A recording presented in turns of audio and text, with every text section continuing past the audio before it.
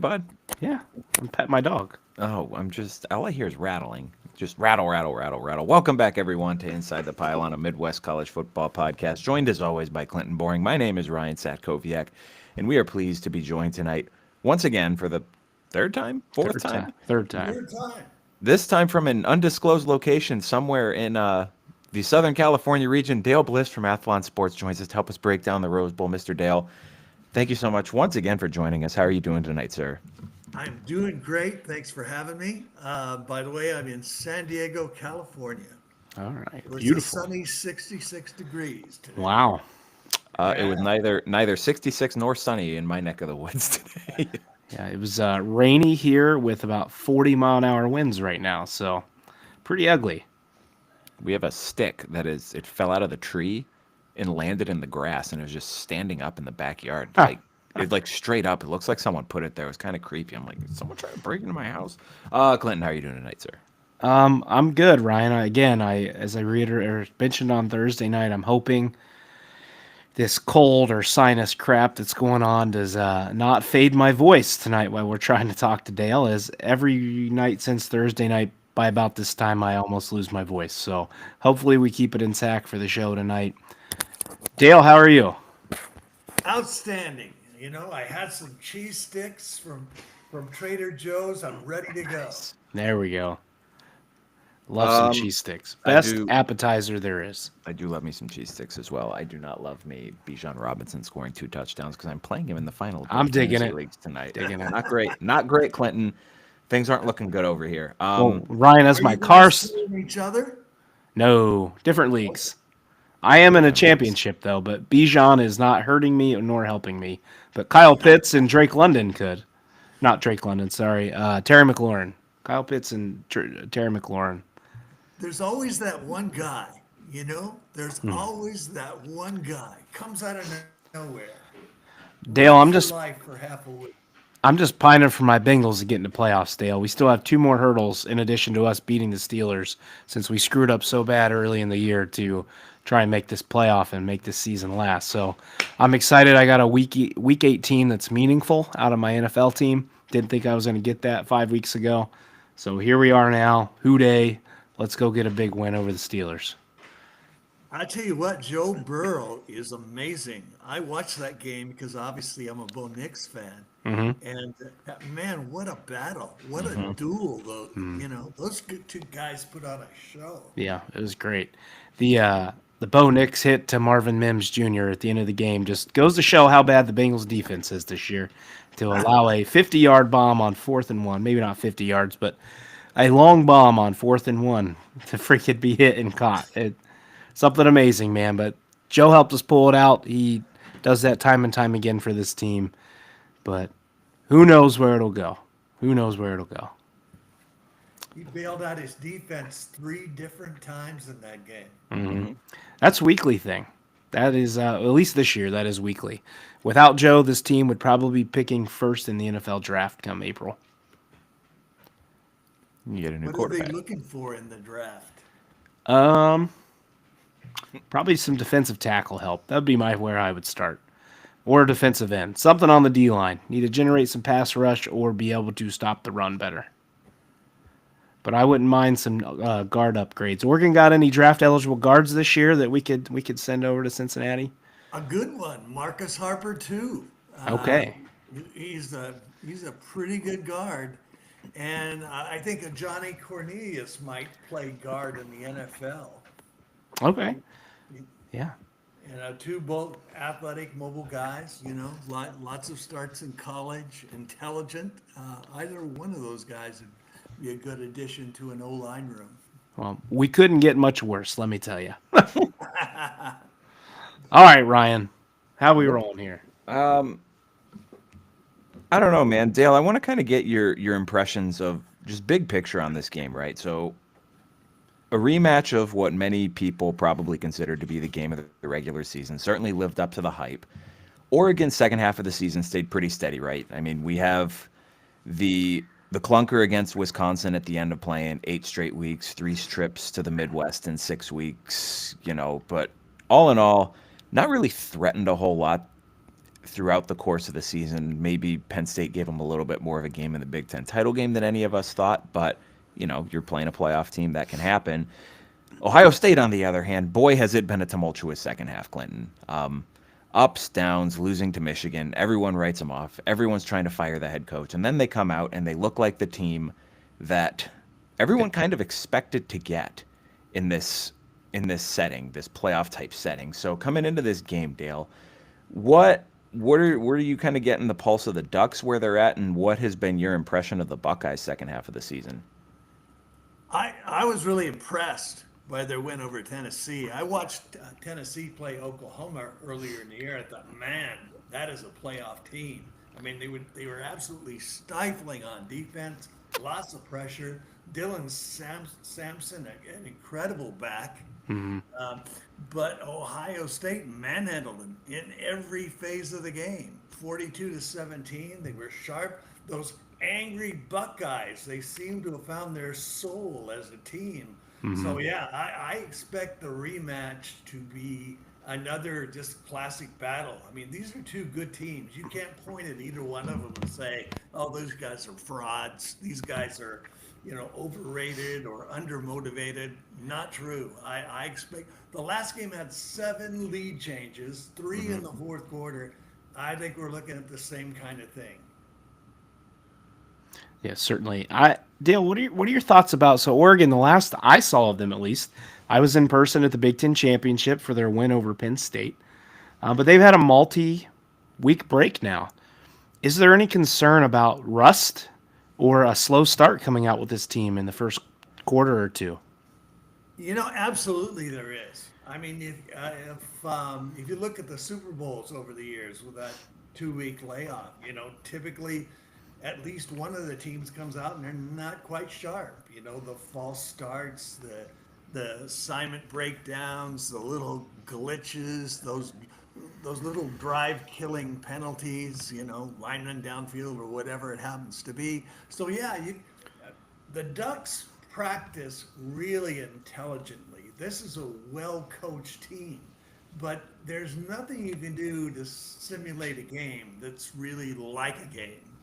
So they're going to have to do a lot of mental work around, having the right mindset, being ready, being battle tested. It helps that they're a very veteran team, but yes, I think it's an advantage for the Buckeyes to have played more recently and to have played so well.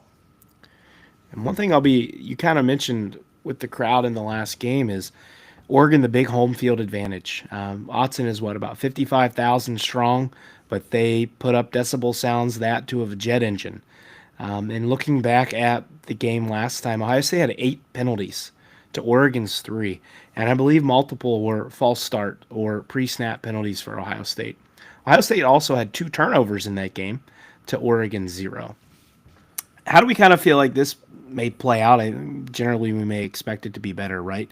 But now that on a more neutral type field, let's say we're a 50-50 type split, how do you feel like that could swing the game one way or the other, given how close it was last time? That's a great question. Definitely, the Ducks got a few breaks in that game. They earned the victory, but they were fortunate to win. I mean, the penalty at the end on Jeremiah Smith, that was absolutely huge. And that's a call that's not made often. So yes, to beat Ohio State again, they'll have to play better. They'll have to play cleaner. I mean, they can look at some things during the game that they could have done better. Dylan Gabriel missed a wide open Tez Johnson on 4th and 2 at the goal line. They botched an extra point. They missed a 2-point conversion. There was an interception at the beginning of the game that was ruled a completion and not reviewed. All kinds of little things that happen both ways. But yes, to beat this Ohio State team as well as they're playing without a home field advantage, they're going to have to play a cleaner game. They're going to have to stop the run better. They did a really good job in the last 3 quarters of the previous game. The first quarter, Travion Henderson torched him, had a 53-yard run. I think probably 80% of his yards for the game came in that first quarter. After that, they limited Ohio State to about 42 yards rushing for the rest of the game, and really shut down Judkins. So they'll have to duplicate that part of the effort to have a chance in this ball game. Well, hey, if Derek Harmon would like to be nice and not yank the ball out of Judkins' hands this time around, we'd greatly appreciate that on the Buckeye side here.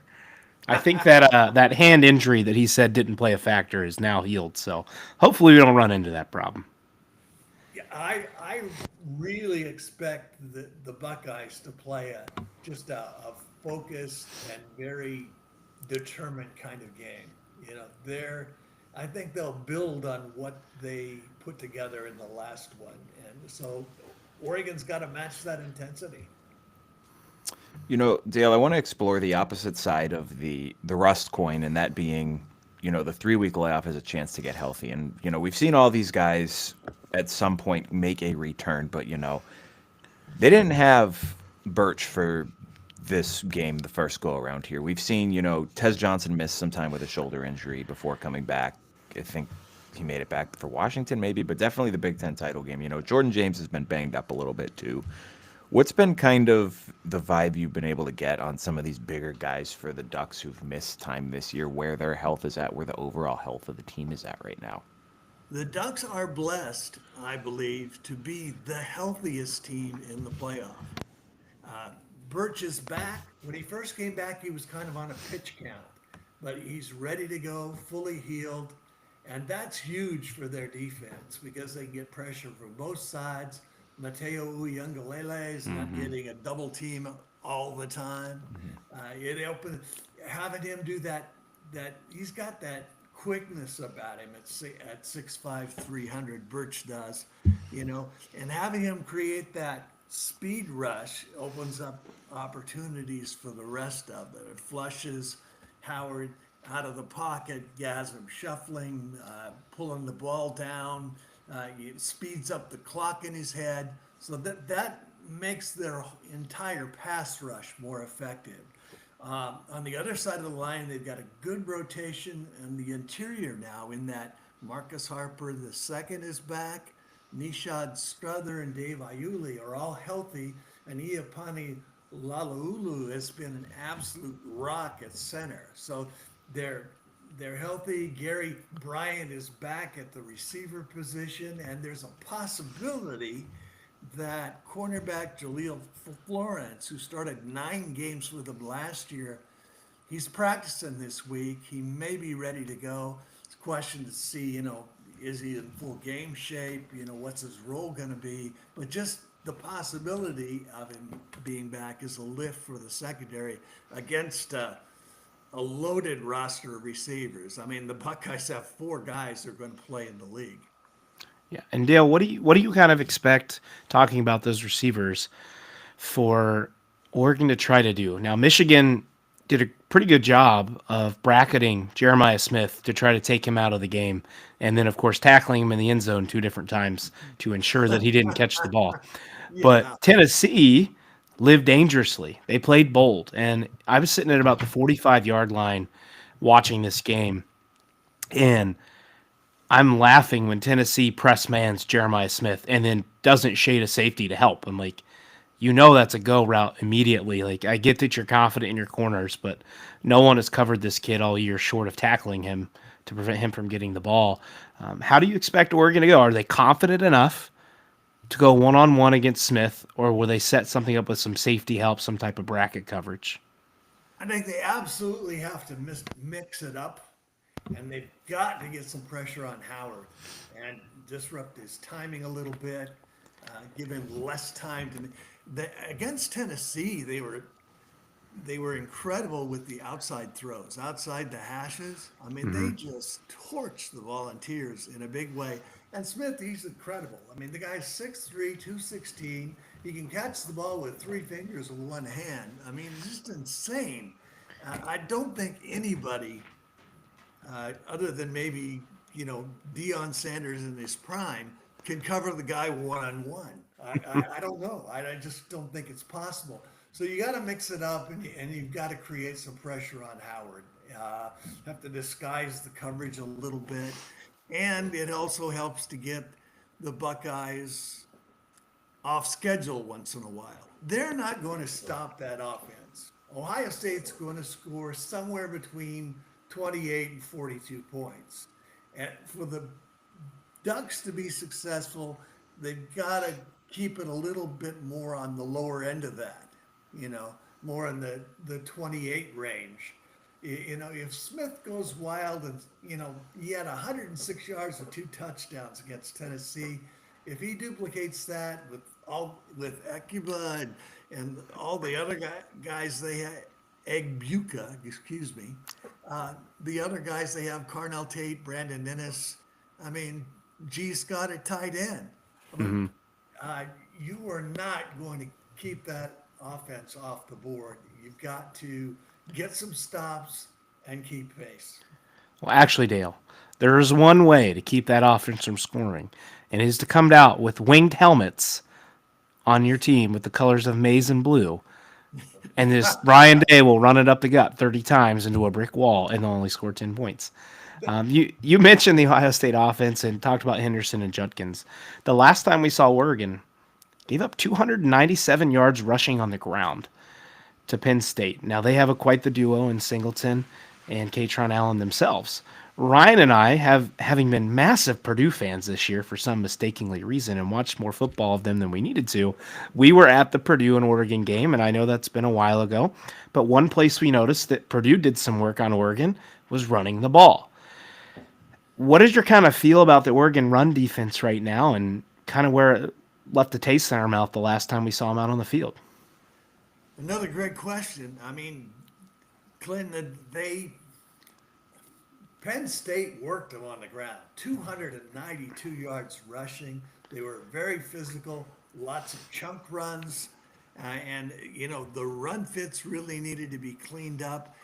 Part of that, I think, toward say the last 20 minutes of the game, Oregon had built a lead, and they kind of structured their defensive, what they presented on defense. They kind of structured as sort of bait Penn State into running the football. Because if they were running the football, they were going to run out of time. And that's exactly what happened. Now, at the same time, they didn't tackle as well. They didn't have the movement and recognition and fits they needed from their linebackers. And I am sure over this 3 weeks of practice, that's been a big priority is improving, okay, you know, how we prepared mentally to stop the run. What are we doing in terms of our recognition and our, you know, getting the gaps filled and all that kind of thing? Because absolutely those two Buckeye backs, they'll both play in the NFL. They're big, strong guys. They're both in the 225, 230 range. And I look at their game logs. In their first 5 games, they had 3 200-yard games. Now, a couple of those were against group of 5 opponents, but one of them was against Iowa. And every one of those first 5 games, they averaged over 5 yards a carry. After the injuries to Josh Simmons and Seth McLaughlin, Justin Fry, their offensive line coach, has done a tremendous job of shuffling and working around the issues and getting everybody on the same page. But the production has not been where it was at the beginning of the year. They're going along about 170 yards a game, which is good, and they're maybe 4.5, 4.7 a carry, that range each game. So it hasn't been the same quality of running game that they had, although I'm sure in the film room they're probably salivating a little looking at all the big runs that Singleton cranked out against them. So we'll see what happens. We hear the saying a lot. It's very difficult to beat a good team twice in the same year.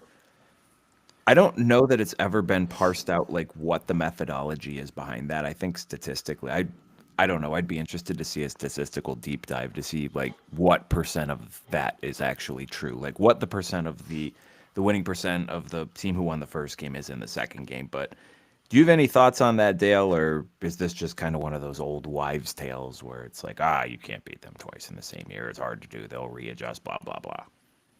In fact, in NCAA major college history, since the 1940s, there have been 23 occasions where teams have met a second time in the postseason. That includes bowl games back in the 1940s and playoff games. In since let's see, 2012, Alabama LSU, that was a rematch. Georgia and Alabama was a rematch one year. There's a couple other recent ones. And over those 23 games, the record is 16-7 for the loser of the first game. Wow. Wow. So that's a fairly small sample size, but yes, uh, that would suggest that it's a challenge.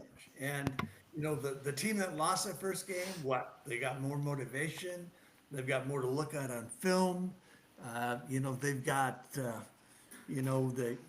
the revenge factor and all that. Particularly for these Buckeyes, I think they play better when they're just a little. Can I say pissed off on a podcast? Absolutely. Oh, yeah. Because I think they play better pissed off, and I think that's why they were a juggernaut, against a good team from the SEC, and they just have an extra level of urgency and purpose, and that is something that the Ducks have to prepare for, and it's a real thing. It's more than just a cliche. Well, one thing that flipped the game pretty much on its head near the end last time is Dan Lanning got any more surprises up his sleeve for us? That I, things I we don't know about?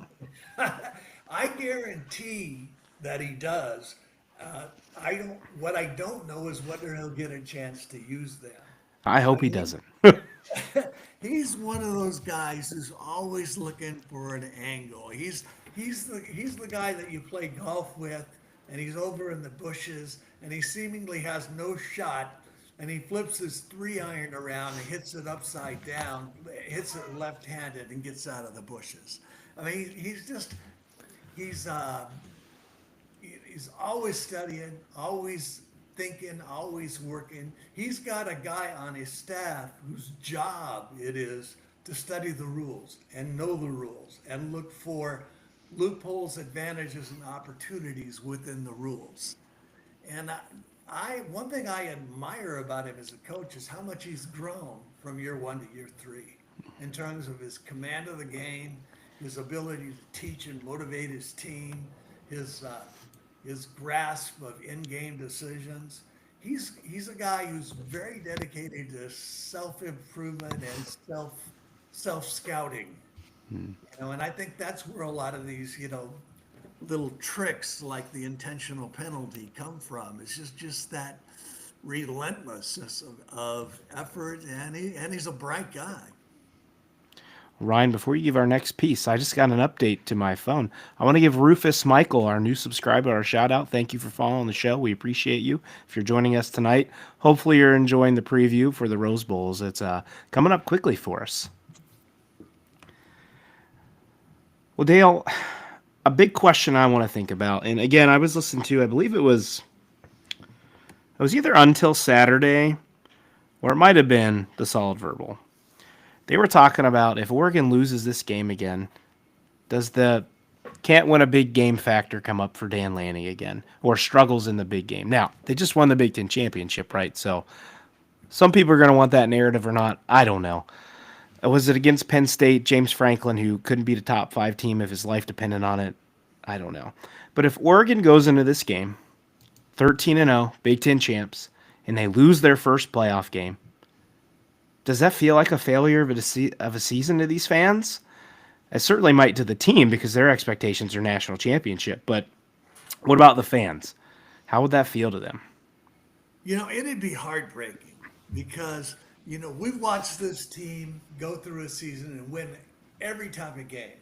I mean, they've won shootouts, They've won low-scoring games against upset-minded teams after they played 8 in a row and faced 3 teams in a row that are coming off a bye. Uh, they won a shootout in the Big Ten championship game. They won some nail biters in the beginning of the year before the offensive line had really gelled.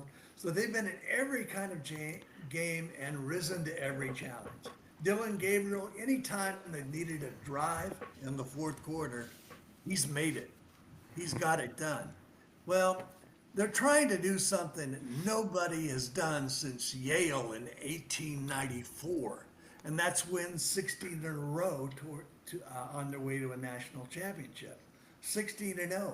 Now, to do that, they not only have to beat a revenge-minded Ohio State team in the Rose Bowl, they've got to go to Dallas and play Texas in Dallas. And if they win that game, if they're fortunate enough to do that, they would probably have to play Georgia in Atlanta. Now, it might not be Georgia. It might end up being Notre Dame. That's going to be a tough, fun, and interesting game. But to answer your question more succinctly, for Duck fans, it won't feel like a disappointment. They they have the ride or die coach in Dan Lanning, and they believe in him, and they've seen enough growth from him in 3 years. 10-2 the first year, 12-2 the second, 13-0 this year with a Big Ten championship in their first year in the Big Ten. So if they don't win it this year, there's still a lot of optimism within the next few years. The way they're recruiting, the way the program is organized, the type of people he hires.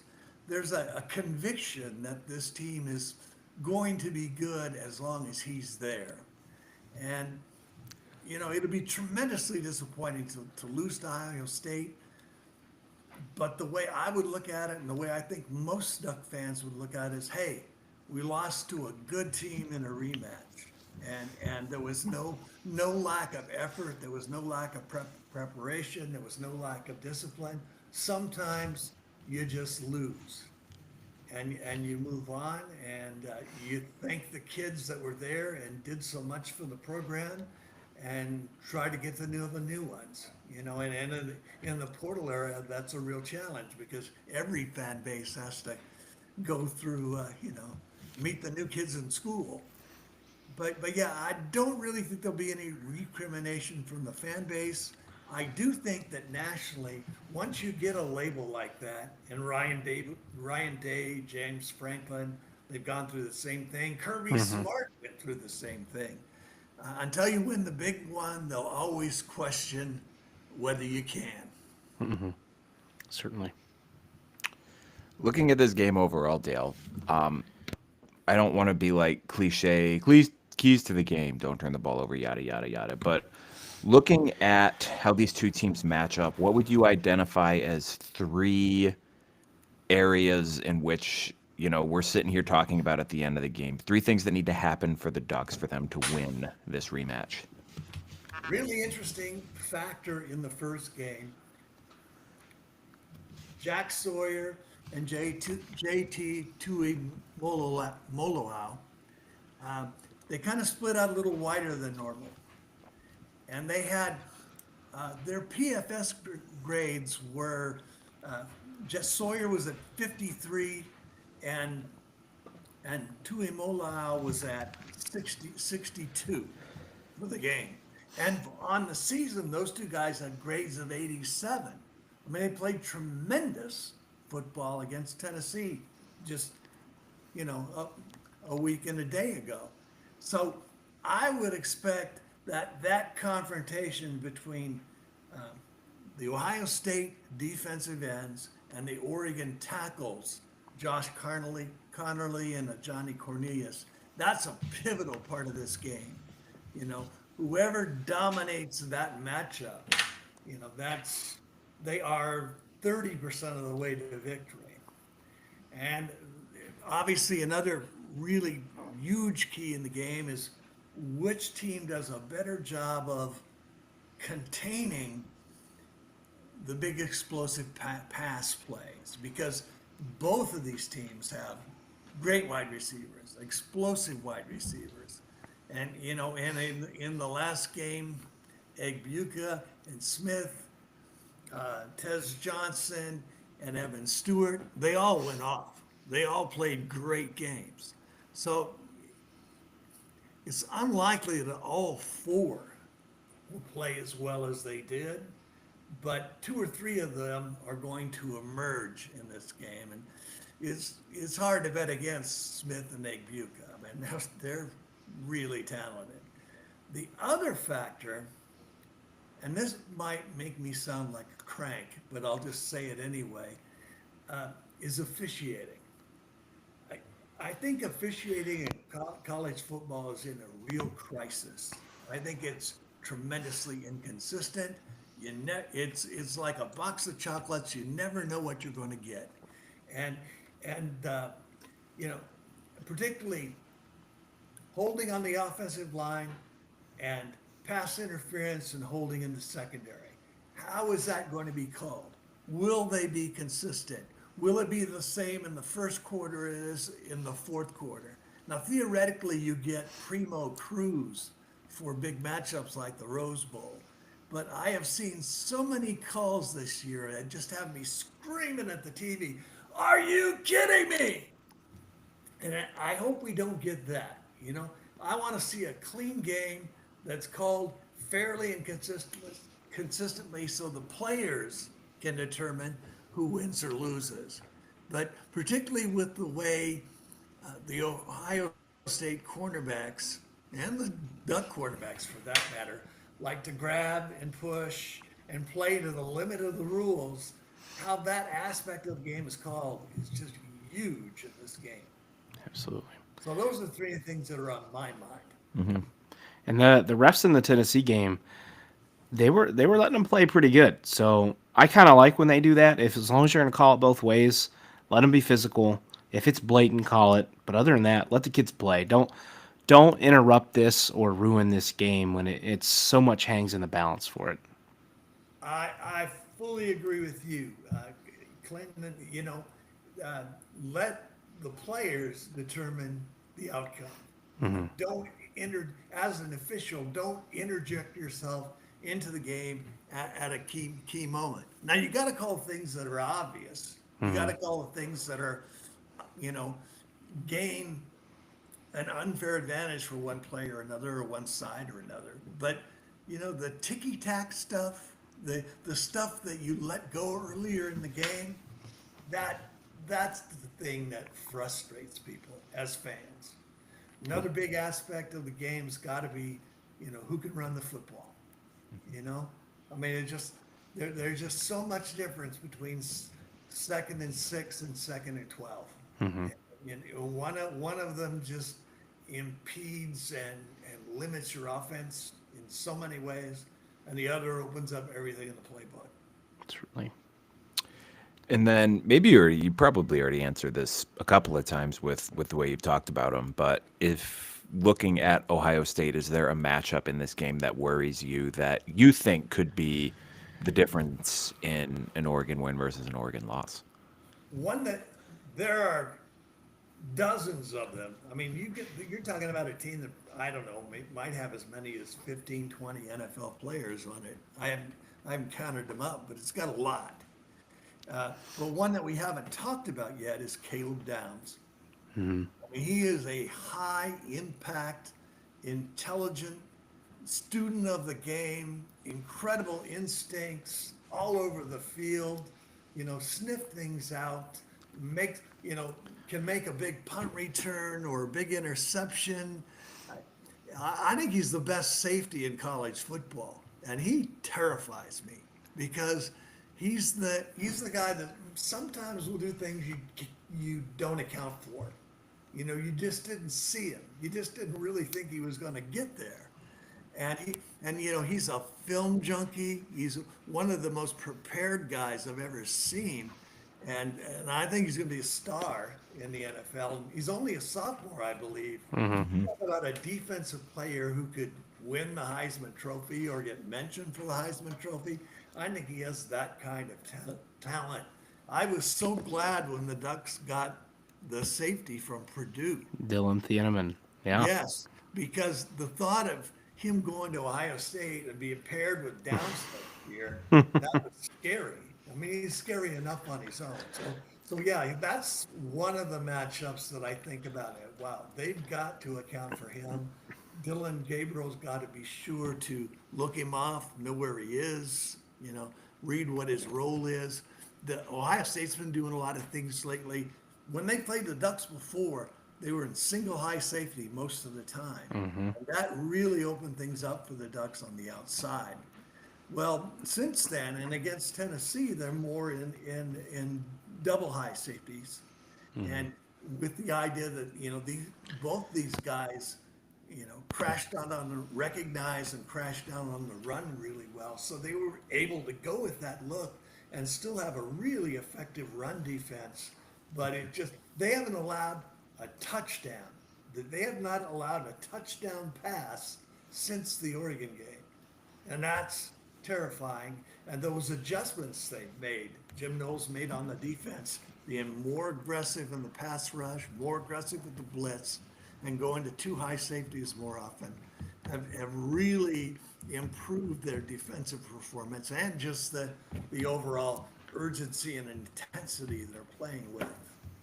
The pissed off Buckeyes. Well, I think a big thing for Ohio State that's been kind of a problem this year is you got to make sure you tackle well.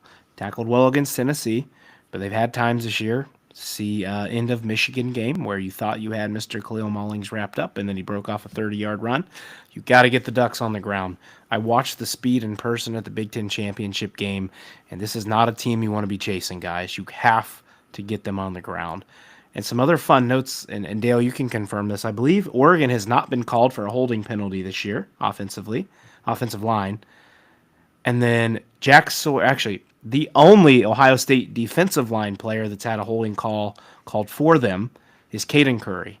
No one else has been able to draw a holding call. So you have a team who has not had a holding call yet on their offensive line and a team whose defensive line hasn't garnered all but just one holding call the entire season. That, Clinton, that stat is new to me. I have not seen that. I know they haven't had very many, and I know they do a good job of keeping their hands inside and all that. And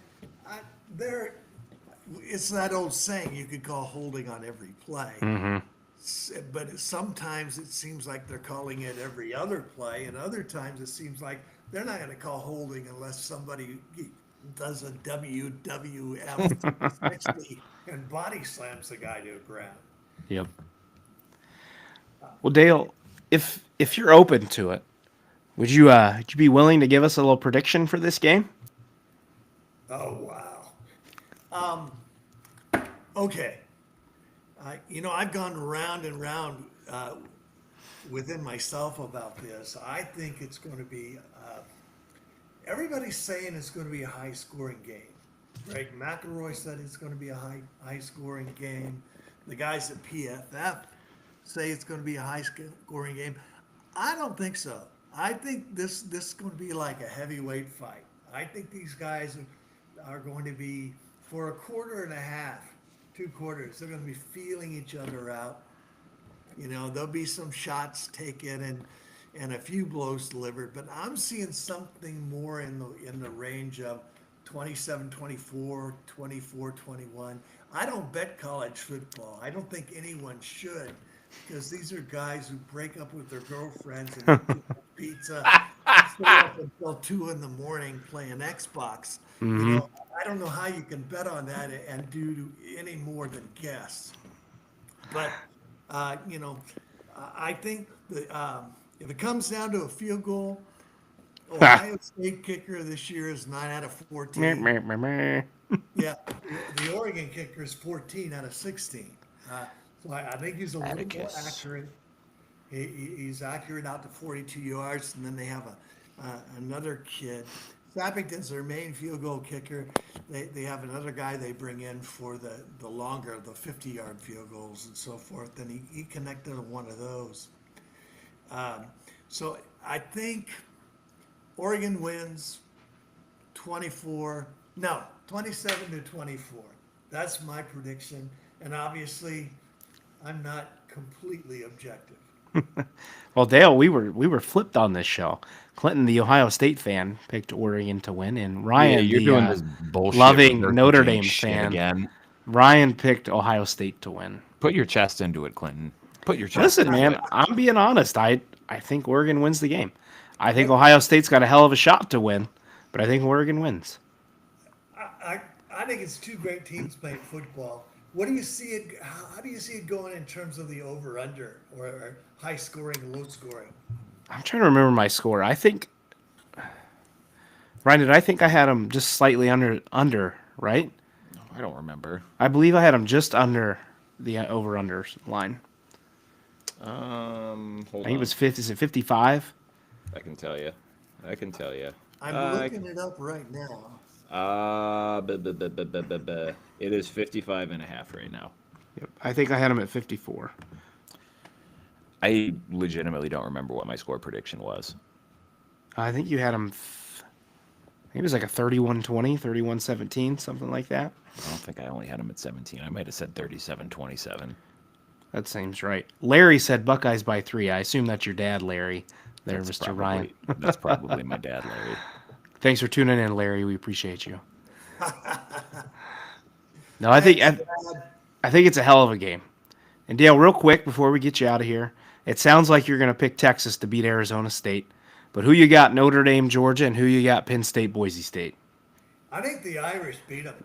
I think Notre Dame has a really good defense. I think they can make things uncomfortable for Gunnar Stockton in his first start. So I think that the only way Georgia wins this game is if they're just absolutely relentless the way they were in Texas against the Longhorns. That's their only shot is to make it just one of those slobber knocking kind of games because Notre Dame is a more complete team right now. And in the Penn State Boise State game, I think the Nittany Lions are too physical, too big, and too deep for Boise State. Boise State's a great story. Ashton Genty's fun to watch run. And I think he'll get his yards for sure. But overall, Penn State is a bigger, tougher team, and they're very comfortable in the Fiesta Bowl. 7-0 lifetime in the Fiesta Bowl. Yep. Boise State also 3-0. Neither team has lost in the Fiesta Bowl. Something's got to give. Yeah, that's right. Somebody's losing. Something's got to give.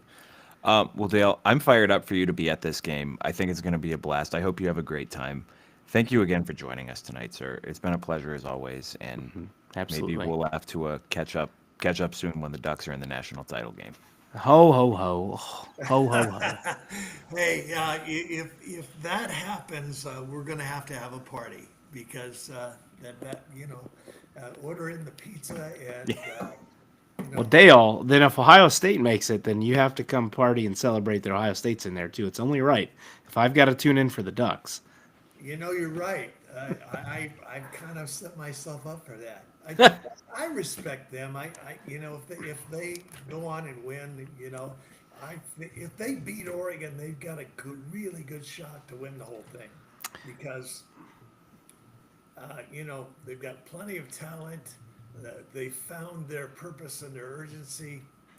I don't. If Oregon can't beat them, I think they go on and win it all.